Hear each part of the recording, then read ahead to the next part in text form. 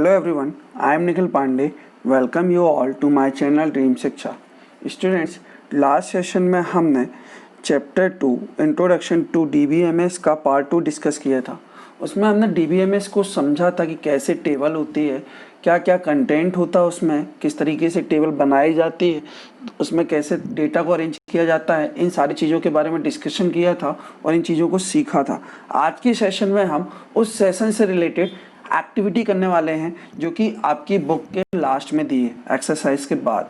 तो उस lab activity को आज हम कंप्लीट करेंगे. तो आज ये पार्ट 3 है जिसमें हम स्टार्ट करने वाले हैं lab activity. So guys start करते हैं आज का सेशन. तो समझिएगा, a table from the employee management system is given below, answer the following question. तो आपको एम्प्लॉय मैनेजमेंट सिस्टम की एक टेबल दी हुई है जिस पे आपको देखकर आंसर्स करने. तो आइडेंटिफाई फर्स्ट क्वेश्चन है, एक टेबल दिया हुआ, डेटा दिया हुआ, तो आपको यहाँ आइडेंटिफाई करनी है मिस्टेक. तो identify the mistake in the above table.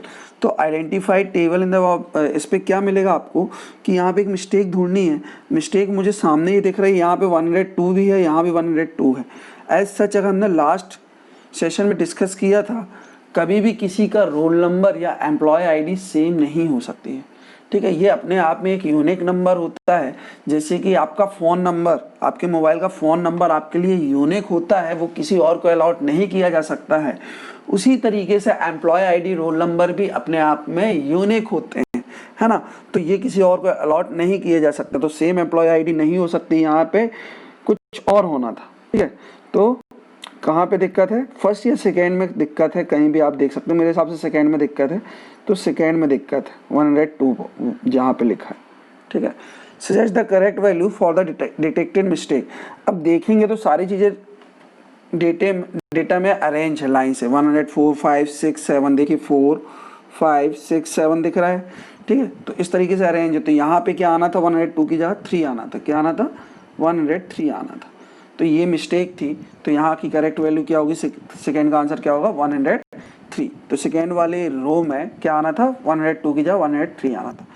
Which field can be made the primary key after correcting the mistakes in the table. तो अब मिस्टेक्स को हमने क्या किया है, सही कर लिया है. तो प्राइमरी की क्या होगी. अब प्राइमरी की मैंने आपको समझाई थी, प्राइमरी की अपने आप में क्या होती है, यूनिक की होती है. इसे कहीं और यूज नहीं हुई हो. जैसे कि आपका मोबाइल नंबर आपके लिए यूनिक होता है. आपके नाम के बहुत सारे व्यक्ति हो सकते हैं. जैसे मेरा नाम निखिल पांडे, ऐसा कुछ नहीं है कि मेरा नाम निखिल पांडे है तो मेरे जैसे दुनिया में कोई और निखिल पांडे नाम का लड़का नहीं होगा. तो आपका नाम कभी यूनिक नहीं होता है, और भी लोगों के नाम हो सकते हैं. देन बात करते हैं लास्ट नेम की, सरनेम की. सरनेम बहुत सारे पांडे एज सच हो सकता है. मेरा नाम निखिल पांडे, तो बहुत सारे मेरी क्लास में बच्चों को कुछ पांडे नाम के. तो सरनेम भी आपका यूनिक नेम नहीं हो सकता.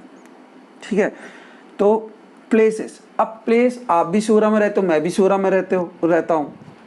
कुछ निखिल नाम के लड़के होंगे सिहोरा में रहते होंगे, मैं भी निखिल हूँ, मैं भी सिहोरा में रहता हूँ.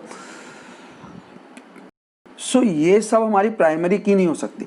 हमारी प्राइमरी की क्या होगी, एम्प्लॉय आईडी. जैसे कि हमारी जीमेल आईडी हमारे लिए क्या हो सकती है, प्राइमरी की, क्योंकि जीमेल आईडी सबके लिए यूनिक होती है. ठीक है, तो इस तरीके से जो यूनिक की होती है उसे हम क्या बोलते हैं, एम्प्लॉय आईडी. तो यहाँ पे कौन सी चीज बन सकती है प्राइमरी की, वो बन सकती है एम्प्लॉय आईडी. क्या बन सकती है, एम्प्लॉय आईडी. तो आंसर क्या होगा, employee ID. Okay, so I think आपको समझ में आया होगा. आगे बढ़ते हैं. थ्योरीज देख लीजिएगा, बहुत इंपॉर्टेंट है, बहुत टफ चैप्टर है और आगे और टफ होने वाला है. अगर बेस नहीं समझा हमने तो आगे समझने में और दिक्कत होगी. ठीक है, सो लास्ट वीडियोस देखना बहुत इंपॉर्टेंट हो जाता है, आपको देखना बहुत ज़रूरी है. चलते हैं next. Ankit is working for an organization that has the following employing database. Answer the following questions based on it. अब अंकित क्या है, एक एम्प्लॉय वर्क करता है, तो उसका एम्प्लॉय डेटाबेस दिया है उसने इस तरीके से. तो उसको देख के हमें क्या करना है, आंसर्स करने. ठीक है, नाउ देखिएगा, what is the total number of records in the table. मैंने आपको बताया था जो रोज होते हैं आपके, वो क्या होते हैं, रिकॉर्ड्स होते हैं. जो रोज होते हैं वो क्या होते हैं, आपके रिकॉर्ड्स होते हैं. प्रैक्टिकली हम समझ रहे, तो यहाँ पे कितने रिकॉर्ड्स हैं, 4, कितने हैं 1 2 3 4, कितने हैं 4, तो आपका फर्स्ट आंसर क्या होना चाहिए 4, तो मैं इसको रफ करके लिख देता हूँ 4।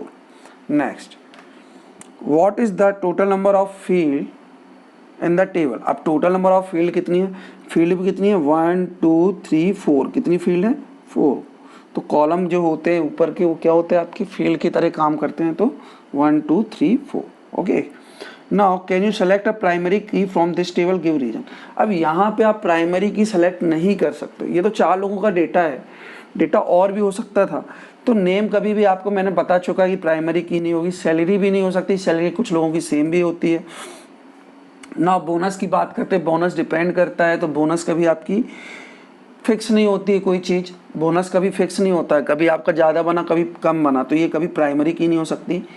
एज कभी कभी सेम भी होती है, मैं और आप एक एज के हो सकता है आप भी उसी कंपनी में काम कर रहे हो, मैं भी उसी कंपनी में काम कर रहा हूँ, सेम एज हो, तो ये कभी भी यूनिक क्यों नहीं हो सकती यहाँ पे, तो यहाँ पे आंसर क्या होना चाहिए नो। ठीक है, एक्सप्लेनेशन आपको बता दिए तो आप लिख सकते हो। ठीक है, can you select a primary from this table, give reason. Reason ये है कि यहाँ पे कोई भी चीज़ किसी तरीके से प्राइमरी की नहीं बन सकती, क्योंकि नेम कभी भी यूनिक नहीं होता, आपके नाम के और भी लोग हो सकते हैं, सैलरी भी यूनिक नहीं होती, बोनस भी नहीं होता और एज भी नहीं होती है। ओके, सो नेक्स्ट क्वेश्चन, तो एक्टिविटी 2 भी आपकी complete. Now activity 3, a boarding school has collected some details from students while joining the school. तो बोर्डिंग स्कूल है, उसने स्टूडेंट्स की कुछ डिटेल्स कलेक्ट की है स्कूल ज्वाइन करने से पहले। These details have been entered in a table for the school database. तो अब ये डिटेल क्या है स्कूल डेटाबेस में एंटर होनी है। नाउ आपके पास ये एक डेटाबेस है, अब इस डेटाबेस को देख के आपको आंसर्स करना है। Identify the name of the youngest student from the table. अब सबसे यंगेस्ट कौन होगा, देखिए यंगेस्ट मतलब सबसे छोटा, सबसे छोटा देखना है तो आपको क्या करना पड़ेगा, student DOB date of birth वाले कॉलम पे आपको फोकस करना पड़ेगा। तो सबसे छोटा कौन होगा, देखिए 86 है, 90 है, आप सबसे पहले ईयर देखिएगा, 86 है, 90 है, 88 है, देन 80 है, 86 है, 91 है। तो देखिए ये 91 वाला सबसे छोटा दिखेगा, क्योंकि 91 में आया ना, उसके पहले वाले 90 में आ गए, 86 में आ गए, 88 में आ गए, पर ये 91 में आया, तो सबसे छोटा कौन होगा, विजय। तो मेरे इधर पे क्या नाम लिख दूंगा मैं, विजय। ओके, तो इस तरीके से आपको सॉल्व करना है, तो first answer is Vijay. Next, what is the location of the eldest student. अब यहाँ एल्डेस्ट कौन होगा, उसके लिए भी सबसे बड़ा कौन होगा, आपको डेट ऑफ बर्थ देखनी, किसकी उम्र सबसे ज़्यादा होगी। अब यहाँ पे देखेंगे तो 86, 90, 88, 80, ये देखिए 80 दिख गया मुझे, क्या दिख गया 80 दिख गया, तो मैं इसको क्या करूँगा 80 मिल गया मुझे, मतलब ये क्या होगा सबसे बड़ा होगा, तो इसका नाम क्या है प्रिया। जो 80 में जन्म ली है उसका नाम क्या है प्रिया, ये सबसे एल्डेस्ट स्टूडेंट है और इसका लोकेशन क्या है मुंबई, क्या लोकेशन है मुंबई। ओके, तो देख लीजिएगा। ठीक है, मैं थर्ड वाला यहाँ पे लिखूंगा आंसर, ये सेकंड का आंसर था। Now next, what is the name of the student ID 103। अब नेम क्या है जिसकी स्टूडेंट ID 103 है, उसका नाम क्या है करण है, क्या है करण। Wait a minute,